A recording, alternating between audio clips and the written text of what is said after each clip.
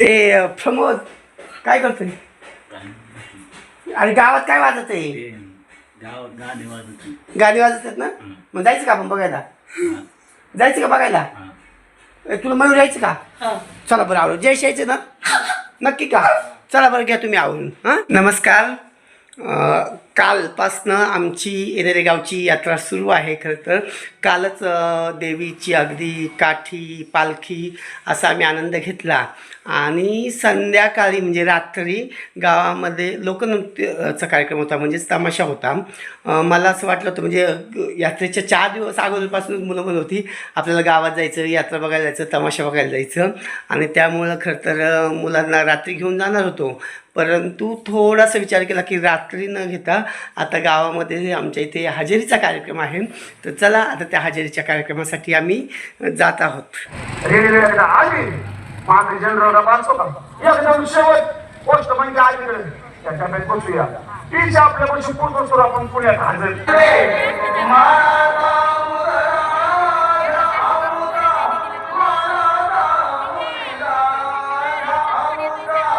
झालेली आहे. त्याचप्रमाणे तमाशाचा कार्यक्रम सर्व तरुणांनी यात्रा कमिटी व ग्रामस्थांना चांगलं सहकार्य केलं. सर्व तरुणांचं व सर्व ग्रामस्थांचं मी यात्रा कमिटीतर्फे हार्दिक अभिनंदन करतो. या ठिकाणी मनोरंजनाचा कार्यक्रम मंगला बनसोडे सह नितीन कुमार करंदीकर यांनी अतिशय छान कार्यक्रम या ठिकाणी संपन्न केला. सर्व ग्रामस्थ व यात्रा कमिटीतर्फे मी त्यांचं हार्दिक अभिनंदन करतो आणि या ठिकाणी मंगला बनसोडे यांचं आपण स्वागत करत आहोत.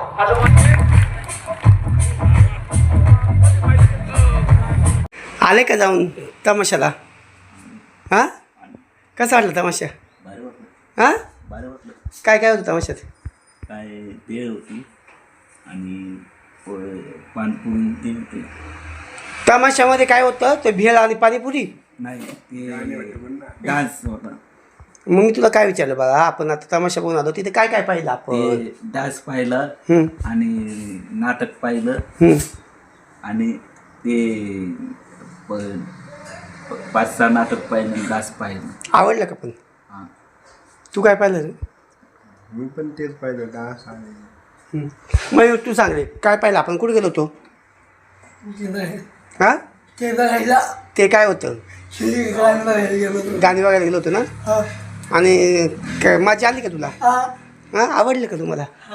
चालेल.